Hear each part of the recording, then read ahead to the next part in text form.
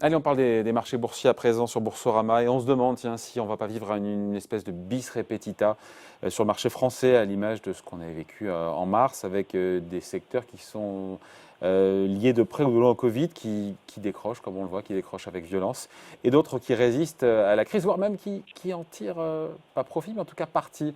Bonjour Laurent. Bonjour David. Laurent Grassin, directeur de la rédaction de Boursorama. On va entrer dans le vif du sujet, évidemment, comme à chaque fois. Il y a de nouveau des valeurs qui sont super attaquées depuis plusieurs jours. C'est violent. Hein. Oui, effectivement, on a eu la séance à moins de 3,37 hier.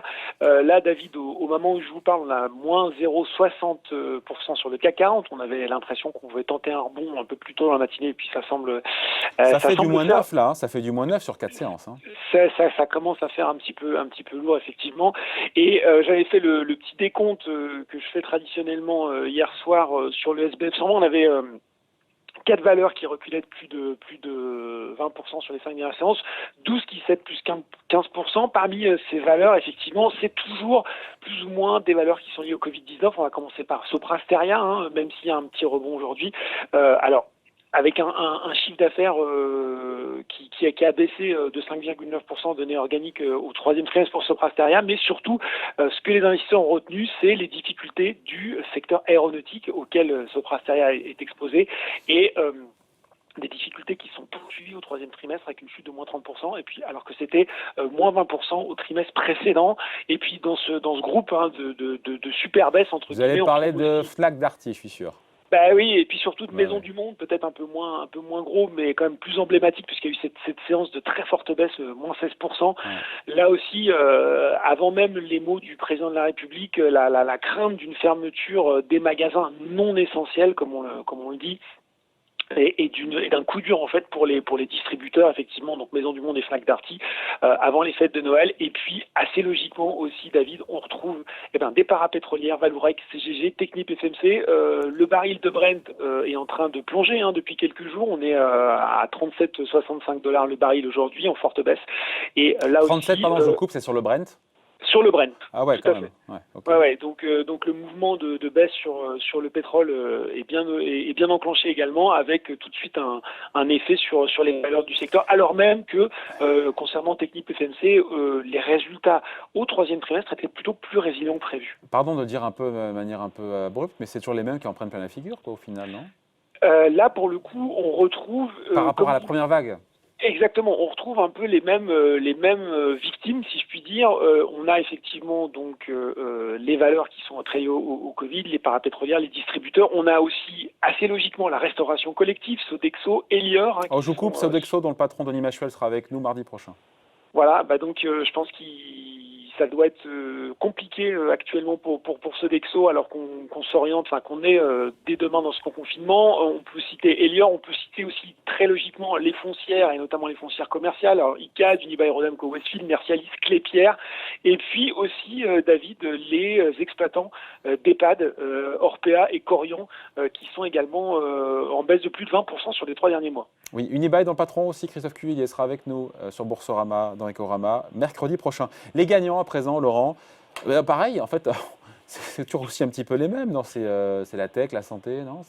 Alors la santé, il faut bien faire le distinguo, je dirais, entre les Big Pharma, les Sanofi, les AstraZeneca, dont le cours finalement ne se ressent pas, en tout cas à court terme, véritablement de la crise sanitaire. Sanofi est en baisse sur 4 séances, là sur les 4 dernières séances. Par contre, quand vous êtes un groupe qui travaille dans le diagnostic, là ça marche plutôt bien. On peut citer Biomérieux, on peut citer Eurofins Scientifique notamment. On pourrait même parler de Novacite, même si le titre perdait 15% hier, mais on est quand même sur une progression de plus de 5000% pour cette petite société dans le diagnostic depuis le début de l'année. Donc là, effectivement, ça marche très bien. On pourrait également citer Sartorius Stedim, fournisseur d'équipements de services à l'industrie biopharmaceutique. C'est plus 120% depuis le début de l'année, plus 45% sur les 6 derniers mois.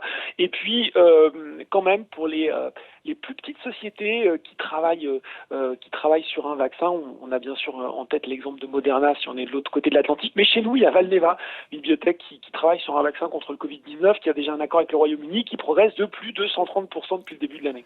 Laurent, il nous reste la tech, évidemment, on y pense. La tech a traversé sans heurts, bien au contraire, cette crise, cette pandémie jusqu'à présent. Et en même temps, quand on va on traverse un petit peu, au-delà du Rhin, qu'est-ce qu'on a vu chez SAP? De mauvaises surprises et un titre qui a perdu 20% d'une séance, c'est colossal ça. Oui, et ça, c'est toute la question que se posent beaucoup de gérants, économistes, observateurs en ce moment, c'est que va faire la tech aujourd'hui. Jusqu'à présent, effectivement, les valeurs les plus emblématiques, et si je pense notamment aux GAFAM, ont traversé cette crise sans le moindre problème. Elles en ont même profité. On voit bien que sur la tech française, ça bien résisté aussi, avec même de belles performances pour des groupes comme Worldline, comme Soitec, comme ST Micro. Et puis, on a eu effectivement ce coup de Trafalgar lundi pour le géant allemand du progiciel SAP, avec une chute de 21,9% quand même. C'est sa pire séance boursière en 24 ans. Un groupe qui abaisse ses prévisions pour cette année, qui repousse ses objectifs de moyen terme et finalement qui tablait sur une reprise plutôt rapide de l'activité et une reprise qui est venue mettre à mal cette deuxième vague de coronavirus. Avec cette question, se dire finalement, est-ce que les valeurs tech vont pouvoir rester décorrélées encore très longtemps des problèmes de leurs clients, notamment dans le domaine publicitaire notamment. Ouais. Après, encore une fois, certains disent, voilà, deuxième vague de contamination, deuxième vague de baisse en bourse, peut-être qu'on est dedans. Et en même temps, on se dit, c'est peut-être comparaison n'est pas raison, mais puis la baisse de mars était plus violente que celle qu'on vit actuellement.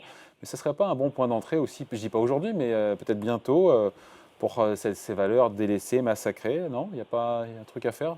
Je pense que c'est effectivement toute la question que se posent les investisseurs aujourd'hui, de se dire finalement, on va pouvoir peut-être mettre à profit cette baisse, commencer à se positionner sur des valeurs qui sont très attaquées et qui rebondiront assez nettement, comme ça a été le cas durant la première vague. Alors, ça c'est effectivement possible. Il faut quand même, on parle beaucoup de la date de sortie d'un vaccin. On voyait que au niveau européen, on annonçait quand même des tests dès le début de l'année, mais les estimations les plus, je vais pas dire les plus réalistes, mais quand même le consensus se fait plutôt sur un vaccin au cours du premier semestre 2021, plutôt à la fin du premier semestre 2021. Ça veut dire que il reste encore beaucoup de place pour de mauvaises surprises concernant ce virus qu'on ne connaît pas très bien. On voit que à l'heure actuelle, les prévisions des directeurs d'achat au niveau européen laissent augurer d'un quatrième trimestre qui va être mauvais, qui pourrait même être encore plus mauvais à l'issue des mesures qu'on a annoncées un peu partout en Europe. Donc prudence, il y a moins de place pour les bonnes nouvelles puisque les actions des différents États, la relance monétaire a quand même été assez largement annoncée et entamée avec la première vague. On verra ce que va dire la BCE tout à l'heure.